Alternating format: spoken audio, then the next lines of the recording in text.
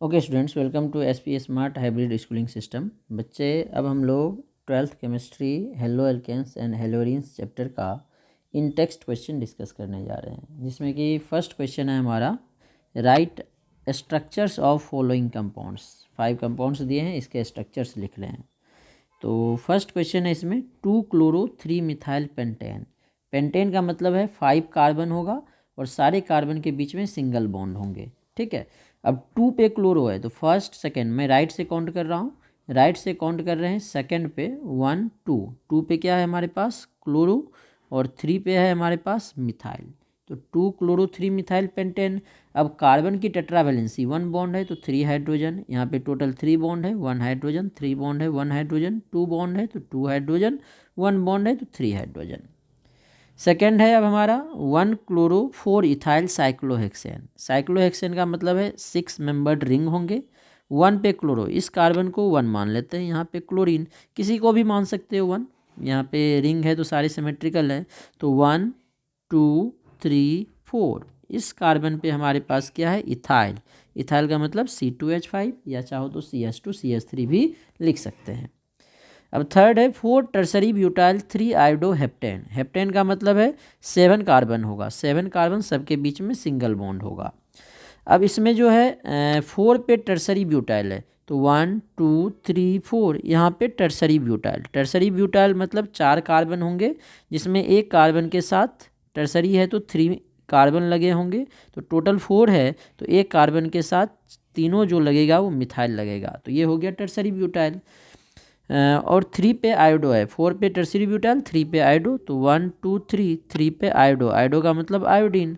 अब सारे कार्बन की टेट्रा वैलेंसी देखो, 1 बॉन्ड है तो 3 हाइड्रोजन, 2 बॉन्ड है 2 हाइड्रोजन, 3 बॉन्ड है 1 हाइड्रोजन, 3 बॉन्ड है 1 हाइड्रोजन, 2 बॉन्ड है 2 हाइड्रोजन, यहाँ भी 2 बॉन्ड है, यहाँ 1 बॉन्ड है तो 3 हाइड्रोजन। ठीक है, अब फोर्थ क्वेश्चन है 1,4 डाइब्रोमो ब्यूटूइन। ब्यूटूइन, ब्यूट का मतलब 4 कार्बन का चेन होगा और सेकेंड कार्बन पे डबल बॉन्ड 1 2, सेकेंड पे डबल बॉन्ड लगाया। ठीक है, अब 1 और 4 पे डाइब्रोमो, 1 और 4 पे ब्रोमीन आएगा, 2 है इसलिए डाइब्रोमो, 1 पे ब्रोमो और 1 2 3 4, 4 पे ब्रोमो, 1,4 डाइब्रोमो ब्यूटूइन। अब 2 बॉन्ड है तो 2 हाइड्रोजन, 3 बॉन्ड हो गए 1 हाइड्रोजन, 3 हो गए 1 हाइड्रोजन, 2 हो गए तो 2 हाइड्रोजन। लास्ट फिफ्थ क्वेश्चन है 1 bromo 4 secondary butyl. Secondary butyl है 2 मिथाइल बेंजीन, तो बेंजीन तो यही है 6 member ring alternate double bond. अब 1 पे ब्रोमो है, इसको मैं 1 मान लेता हूँ, तो यहाँ पे ब्रोमो ब्रोमीन आ जाएगा। 4 पे सेकेंडरी 1 2 3 4, सेकेंडरी ब्यूटाइल, तो सेकेंडरी का मतलब है इस कार्बन के साथ 2 कार्बन लगेंगे, एक कार्बन मान लो ये लगा दिया मिथाइल, क्योंकि एक ही बॉन्ड बनेगा, तो इधर एक 3 ही हुआ तो एक और लगेगा, यहाँ पे 3 हाइड्रोजन, यहाँ पे 2 बॉन्ड है 2 हाइड्रोजन, यहाँ 3 बॉन्ड है तो 1 हाइड्रोजन, सेकेंडरी ब्यूटाइल हो गया। अब क्या है हमारे पास 2 मिथाइल, तो 1 2 ये है तो यहाँ पे एक मिथाइल ग्रुप आएगा। तो इस तरह से हम लोग स्ट्रक्चर बना सकते हैं। अब नेक्स्ट सेकेंड क्वेश्चन लेते हैं हम लोग। 10.2 क्वेश्चन में है why is sulphuric acid not use during the reaction of alcohol with KI। ठीक है, जनरली KI और सल्फ्यूरिक एसिड का अगर हम लोग रिएक्शन करें, KI सल्फ्यूरिक एसिड के साथ KHSO4 और HI बनाएगा। तो अल्कोहल का रिएक्शन अगर हम लोग HI से करें, अल्कोहल का रिएक्शन अगर हम लोग HI से करें तो RI बन जाएगा प्लस वाटर। लेकिन जो HI है HBr है वो हमने बोला था HBr HCl, ये हम लोग डायरेक्ट नहीं यूज करते हैं, ये हम लोग कहाँ से लाते हैं, KI के बदले KBr H2SO4 लेंगे तो HBr आएगा, KCl H2SO4 लेंगे तो HCl आ जाएगा। सिमिलरली बोला गया है जो HI है ये KI H2SO4 से तो बना है, लेकिन फिर भी जब हम लोग अल्कोहल से हेलो अल्केन बनाते हैं तो KI का यूज नहीं करते हैं। ये इसलिए करते हैं क्योंकि जो हमारा सल्फ्यूरिक एसिड है, सल्फ्यूरिक एसिड क्या है, ऑक्सीडाइजिंग एजेंट है। तो जैसे ही ये HI बनेगा सल्फ्यूरिक एसिड इसको भी ऑक्सीडाइज करके I2 बना लेगा, और I2 जो है अल्कोहल के साथ रिएक्शन नहीं करेगा। तो वही बताया, since H2SO4 is oxidising agent it oxidise HI जो कि ऊपर वाले रिएक्शन में बन रहा था, और I2 बन जाएगा। I2 तो अल्कोहल के साथ रिएक्शन करेगा नहीं और अल्काइल आयोड बनेगा नहीं, अल्काइल आयोडाइड, इसीलिए हम लोग Ki और H2SO4 का यूज नहीं करते हैं। इसके बदले हम लोग सल्फ्यूरिक एसिड के बदले फॉस्फोरिक H3PO4 ऑर्थोफॉस्फोरिक एसिड या फॉस्फोरिक एसिड बोल सकते हैं, इसका यूज करेंगे, जो Ki को HI और फॉस्फेट में कन्वर्ट करेगा। ठीक है, अब नेक्स्ट 10.3 क्वेश्चन देखते हैं। 10.3 क्वेश्चन है, right structures of different die halogen derivative. 2 halogen लगाने हैं, किसमें? प्रोपेन में। तो प्रोपेन में जो है हमारे पास 3 कार्बन होते हैं, इसका डाई हेलोजन डेरिवेटिव बनाना है। तो 10.3 का देखो, फर्स्ट क्या बनेगा, प्रोपेन है तो 3 कार्बन है, तो 2 हेलोजन हम लोग यहाँ लगा सकते हैं। ठीक है, एक ये बन जाएगा। दूसरा क्या बनेगा, ये हेलोजन है, 3 कार्बन है, 2 हेलोजन यहाँ पे लगा सकते हैं दोनों। ठीक है, तीसरा क्या बनेगा, अब अगर यहाँ पे दोनों हेलोजन लगाएं तो ये फर्स्ट वाला के जैसा ही हो जाएगा, फिर नंबरिंग इस साइड से करेंगे, इसीलिए फर्स्ट कार्बन पे दोनों हेलोजन नहीं लगाएंगे, फर्स्ट और सेकंड पे लगा सकते हैं। ठीक है, एक और बना सकते हैं फर्स्ट और थर्ड पे हेलोजन लगा के, तो टोटल 4 पॉसिबल प्रोडक्ट्स बनेंगे। अब इसके आईपीएससी ने भी पूछा है, right structures of different halogen derivative, सिर्फ स्ट्रक्चर्स लिखने हैं।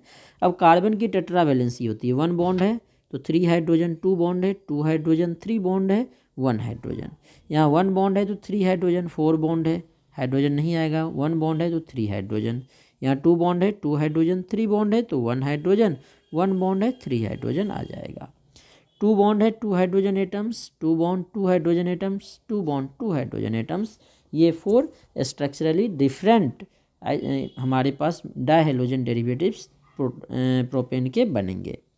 अब 10.4 क्वेश्चन है, among the isomeric alkanes of molecular formula C5H12 identify the one that on photochemical chlorination yields. क्या क्या बनाने हैं हमारे पास, फर्स्ट है सिंगल मोनोक्लोराइड, 3 आइसोमेरिक मोनोक्लोराइड और 4 आइसोमेरिक मोनोक्लोराइड।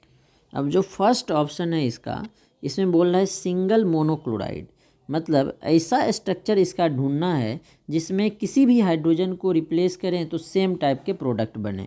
ठीक है, जैसे कि ये कार्बन देखो पेंटेन है, तो इसके साथ चारों मिथाइल लगा दो, चारों मिथाइल लगा दो, 5 कार्बन हो गए। फॉर्मूला देखो C5H12, क्योंकि इसका अनसेचुरेशन फैक्टर 0 होगा तो डबल बॉन्ड तो आएगा नहीं। अब देखो ये भी प्राइमरी, ये भी प्राइमरी, ये भी प्राइमरी, ये भी प्राइमरी, सारे प्राइमरी है, और सब का पोजीशन भी कहीं से भी, अगर इसको यहाँ पे क्लोरीन लगाएंगे तो यहाँ से नंबरिंग करेंगे तो ये फर्स्ट होगा, यहाँ लगाएंगे तो ये फर्स्ट होगा, यहाँ लगाएंगे तो ये फर्स्ट हो जाएगा, यहाँ लगाएंगे तो ये फर्स्ट हो जाएगा। तो इसका जब मोनोक्लोरीनेशन करेंगे तो एक ही प्रोडक्ट बनेगा, सिंगल मोनोक्लोराइड बनेगा। तो इसका जो है एक आइसो फर्स्ट का ये आंसर हो जाएगा। सेकेंड में बोल रहा है 3 आइसोमेरिक मोनोक्लोराइड, मतलब 3 डिफरेंट हाइड्रोजन होने चाहिए, प्राइमरी सेकेंडरी, और सेकेंडरी में डिफरेंट ले सकते हो, ठीक है ना, या पोजीशन चेंज कर सकते हो। अगर हम लोग नॉर्मल पेंटेन ले, देखो CH3 CH2 CH2 CH2 CH3 normal pentane है, 1 2 3 4 5। ठीक है, यहाँ पे देखो 1 2 3 4 5, राइट से नंबरिंग कर दिया। यहाँ पे रिप्लेस करेंगे तो 1 क्लोरोपेंटेन, यहाँ रिप्लेस करेंगे 2 क्लोरोपेंटेन, यहाँ रिप्लेस करेंगे तो 3 क्लोरोपेंटेन। ठीक है, अब अगर यहाँ रिप्लेस कर दिया तो नंबरिंग इस साइड से आ जाएगा 2 क्लोरोपेंटेन, जो कि ये वाला सेम हो जाएगा। यहाँ रिप्लेस करेंगे तो इधर से नंबरिंग हो जाएगा 1 क्लोरोपेंटेन, मतलब ये ABC 3 डिफरेंट पोजीशन है, और ये वाला पोजीशन जो है सिमिलरली B वाला हो जाएगा, ये वाला पोजीशन सिमिलरली A वाला हो जाएगा। तो कितने डिफरेंट मोनोक्लोराइड बनेंगे, 3, इसीलिए इसका आंसर सेकेंड का ये आएगा। अब जो थर्ड पार्ट है इसमें बोल रहा है 4 आइसोमेरिक मोनोक्लोराइड, 4 डिफरेंट बनना चाहिए, मतलब स्ट्रेट चेन तो होगा नहीं, 4 का चेन बना लो, और एक जो है मिथाइल नीचे लगा देते हैं। अब देखो ये दोनों सेम हो जाएगा, CH2 CH3। ठीक है, ये अलग है सबसे, ये सबसे अलग है सेकेंडरी, ये सबसे अलग है टर्सरी, ये दोनों सेम है, तो दोनों में से किसी को भी रिप्लेस करो, एक ही है, ये भी D है और ये भी D है, तो टोटल कितने प्रोडक्ट बनेंगे, 4। यहाँ से अलग बनेगा, यहाँ से अलग, यहाँ से अलग, और इस दोनों का सेम बनेगा, तो एक ये दोनों वाला हो गया, एक ये 2 3 4 डिफरेंट बनेंगे, तो थर्ड का यही आंसर हो जाएगा। 10.4 के तीनों पार्ट इस तरह से सॉल्व कर सकते हैं। अब 10.5 है, draw the structures of major mono halo product in each of the following reaction. अब इसको नीचे लिख के मैं एक्सप्लेन करता हूँ।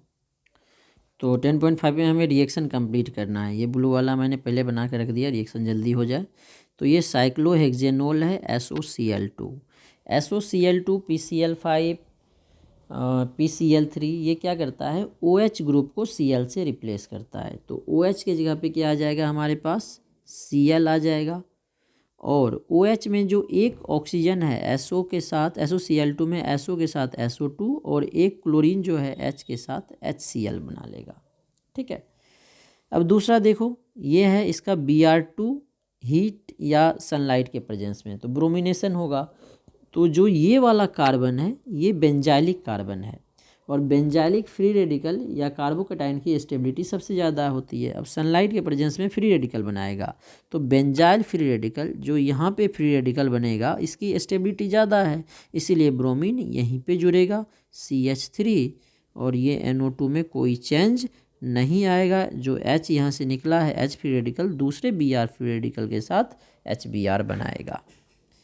फिर से HCl के साथ हीट कर रहे हैं, तो HCl क्या करेगा, ये बेंजाइलिक कार्बन है, इस कार्बन के साथ जो OH है उसको Cl से रिप्लेस कर देगा CH2Cl, और ये वाला OH रिप्लेस नहीं होगा क्योंकि ये बेंजीन रिंग से डायरेक्ट जुड़ा है। ये वाला OH जो है बेंजीन रिंग से डायरेक्ट जुड़ा है, तो रेजोनेंस के कारण यहाँ पे डबल बॉन्ड कैरेक्टर आ जाएगा और ये आसानी से सब्स्टिट्यूशन रिएक्शन नहीं देगा, इसीलिए ये बेंजाइलिक OH को रिप्लेस करेगा। ये जो फिनोलिक OH है जो बेंजीन रिंग से डायरेक्ट जुड़ा हुआ है ये रिप्लेस नहीं होगा। अब नेक्स्ट है हमारे पास जो है ये है साइक्लोहेक्सेन के साथ CH3 ग्रुप लगा हुआ है। नहीं, ये साइक्लोहेक्सेन नहीं, इसमें मिसप्रिंट है, साइक्लोहेक्सीन है। ये साइक्लोहेक्सीन के साथ CH3 लगा हुआ है, मिथाइल साइक्लोहेक्सीन है। HI का एडिशन तो मार्कोनिकोव एडिशन होगा। यहाँ पे देखो 3 बॉन्ड है, 1 हाइड्रोजन एटम है, यहाँ पे एक भी हाइड्रोजन एटम नहीं है, और यहाँ पे जो कार्बोकैटायन बनेगा वो टर्सरी बनेगा। तो टर्सरी कार्बोकैटायन की स्टेबिलिटी ज़्यादा होती है ये कार्बोकैटायन की, इसीलिए आयोडाइड जो है निगेटिव पार्ट यहीं लगेगा और हाइड्रोजन यहाँ, अकॉर्डिंग टू मार्कोनिकोव एडिशन इसमें एडिशन हो जाएगा। तो मिथाइल है, आयोडीन यहाँ पे ऐड हो जाएगा, यहाँ पे एक हाइड्रोजन पहले से था, एक हाइड्रोजन और आ जाएगा, यहाँ पे एक हाइड्रोजन पहले से था, एक और ऐड हो जाएगा। नेक्स्ट हमारे पास साइक्लोहेक्सीन में ब्रोमीन का एडिशन कर रहे हैं, तो साइक्लोहेक्सीन है इसीलिए ये वाला कार्बन और ये वाला कार्बन ये एलाइलिक कार्बन है, और एलाइल कार्बोकैटायन और बेंजाइल कार्बोकैटायन की स्टेबिलिटी ज़्यादा होती है। तो इस दोनों में से एक कार्बन के साथ जो हाइड्रोजन है उसको रिप्लेस कर देगा ब्रोमीन, तो यहाँ पे एलाइलिक सब्स्टिट्यूशन हमारे पास होगा। तो ऊपर वाले को रिप्लेस करो या नीचे वाले को, दोनों सेम आंसर होगा, प्लस HBr, ये हमारा आंसर होगा। अब नेक्स्ट क्वेश्चन देखते हैं 10.6। तो फर्स्ट क्वेश्चन है 10.6 का, हमारे पास ब्रोमोमीथेन, ब्रोमोफॉर्म, क्लोरोमीथेन, डाइब्रोमोमीथेन दिया हुआ है, और इसे क्या करना है, इंक्रीजिंग बॉइलिंग पॉइंट के ऑर्डर में अरेंज करना है। तो बॉइलिंग पॉइंट जो है डायरेक्टली प्रोपोर्शनल होता है इंटरमॉलिकुलर फोर्स ऑफ अट्रैक्शन के, और intermolecular force of attraction depend करता है सरफेस एरिया और मॉलिकुलर मास पे। मतलब जो बॉइलिंग पॉइंट है डायरेक्टली प्रोपोर्शनल होगा सरफेस एरिया के और डायरेक्टली प्रोपोर्शनल होगा मॉलिकुलर मास के। ठीक है। अब यहाँ पे देखो सब में एक एक कार्बन है, और सरफेस एरिया देखेंगे जिसमें ज़्यादा ब्रोमीन होगा उसकी मॉलिकुलर मास भी ज़्यादा होगी और सरफेस एरिया भी ज़्यादा होगी, क्योंकि ब्रोमीन का साइज़ ज़्यादा होता है। तो सबसे कम क्लोरीन का होगा, क्योंकि क्लोरीन का मॉलिकुलर मास भी ज़्यादा है और सरफेस एरिया भी कम है ब्रोमीन के कंपैरिजन में। कार्बन तो सब में सेम है। इसके बाद देखो इसमें 1 ब्रोमीन है, इसमें 3, इसमें 2, तो इसके बाद आ जाएगा 1 ब्रोमीन वाला A पार्ट, उसके बाद 2 ब्रोमीन वाला D पार्ट, उसके बाद 3 ब्रोमीन वाला B पार्ट। ये increasing order of boiling point होगा। अब जो सेकेंड पार्ट है 1 क्लोरोप्रोपेन, आइसोप्रोपाइल क्लोराइड, 1 क्लोरोब्यूटेन, तीनों का स्ट्रक्चर हमने बना दिया है।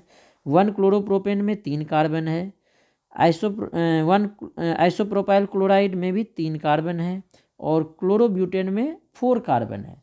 तो कार्बन बढ़ गया तो सरफेस एरिया तो ज़्यादा होगा, तो सबसे ज़्यादा तो C का होगा।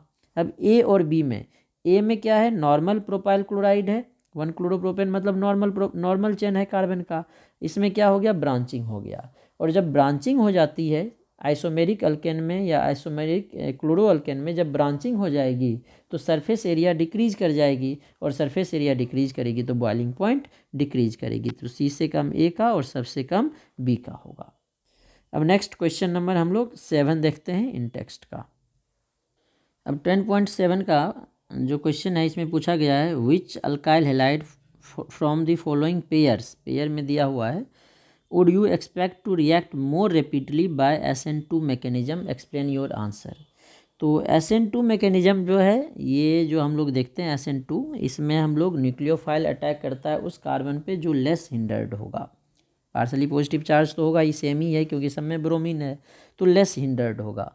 मतलब सबसे ज़्यादा होता है हमारा मिथाइल हेलाइड की, ब्रोमीन है इसमें, सबका तो सेम है, फिर सेकेंडरी, फिर टर्सरी, फिर secondary primary, sorry methyl primary secondary tertiary halide का ये ऑर्डर होता है SN2 का। इसी का उल्टा होता है SN1 में। तो ये देखो हमारे पास प्राइमरी है और ये सेकेंडरी है, तो सेकेंडरी में एस्टेरिक हिंड्रेंस ज़्यादा होता है तो SN2 की रेट कम होगी, प्राइमरी की SN1 की रेट ज़्यादा होगी क्योंकि एस्टेरिक हिंड्रेंस इसमें कम होगी। तो इसका ये पार्ट करेक्ट होगा। यहाँ देखो ये सेकेंडरी है, ये टर्सरी है, तो टर्सरी में एस्टेरिक हिंड्रेंस ज़्यादा है, सेकेंडरी में कम है, तो सेकेंडरी का SN2 का रेट ज़्यादा होगा।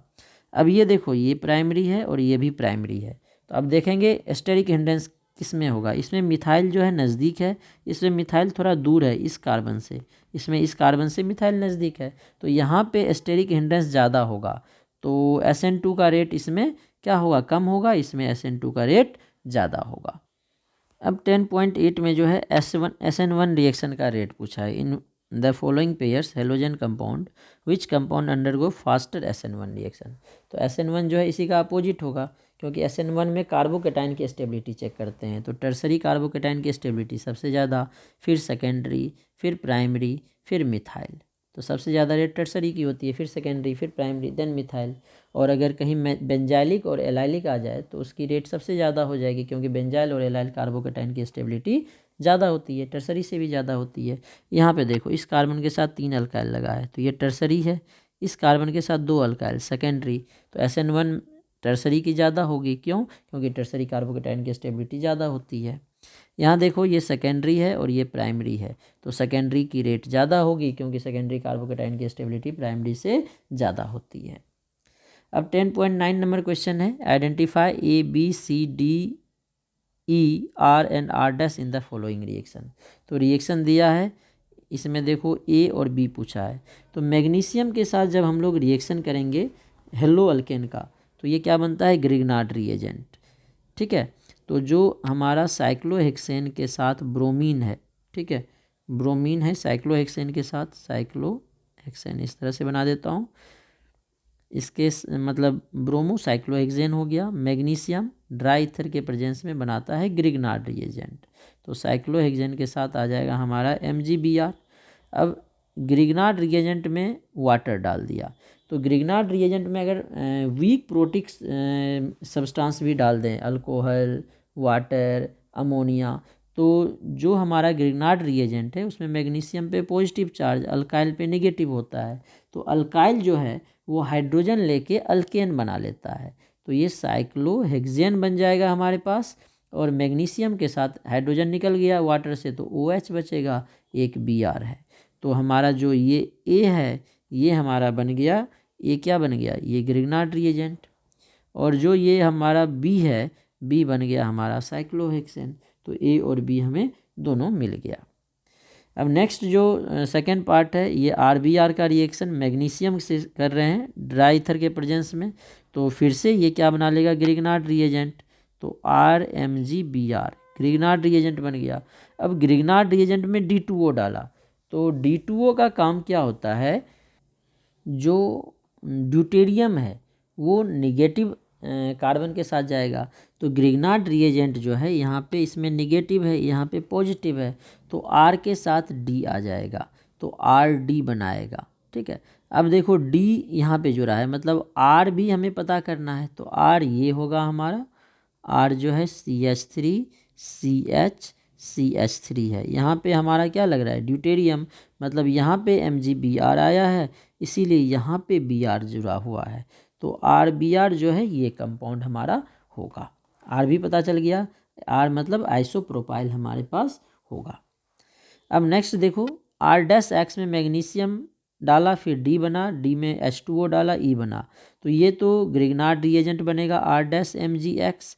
अब आर डैश क्या है वो हमें यहाँ से पता चलेगा। आर डैश में सोडियम और ड्राई ईथर डाला तो ऊर्ज रिएक्शन होगा, ये ऊर्ज रिएक्शन से ये बन रहा है, मतलब आर जो है हमारा ये कंपाउंड है, क्योंकि सिमेट्रिकल अल्केन बनता है, दोनों साइड सेम है। तो यहाँ पे आर डैश हमें पता चल गया, कार्बन के साथ 3 मिथाइल ग्रुप है, 1 2 3, इसके साथ MgX लगेगा।